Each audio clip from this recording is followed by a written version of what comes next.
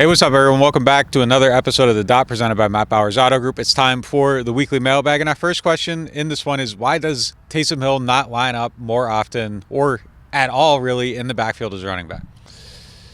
Well, I think the greatest sales pitch to me on Taysom Hill is that you don't have to waste a spot on a quarterback who hands the ball off and then just stands there doing nothing. The beauty of Taysom Hill is he either throws the ball or hands off to himself. It's the main reason why it works so well.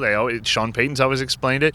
You get a one-player advantage. It then becomes 11 on 11 instead of 10 on 11.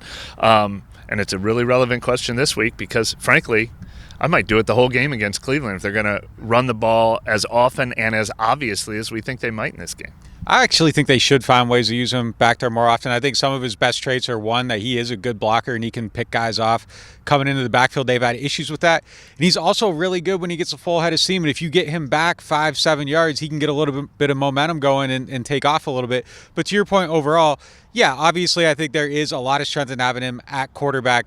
But I think sometimes they could mix it up a little bit just to make the offense a little bit more unpredictable, make use of his unique skill set.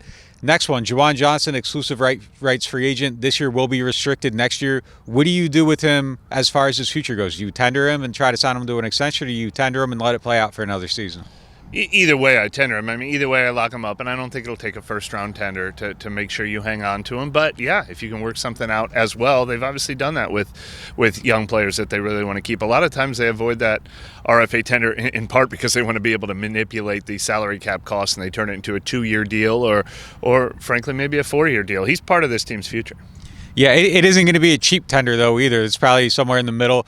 I don't think you want to risk losing him, so I wouldn't play around with it too much. So I would be aggressive with trying to find a way to keep him, and I would try to lock him up. I think he's somebody that's just going to keep getting better and better and better, and signing him to a longer term deal now is probably the best bargain you're going to get because he's probably going to have a better season a year from now. So those are the questions this week for the mailbag. Appreciate you guys checking it out. Make sure you sign up to the site, and we'll be back after the Cleveland game.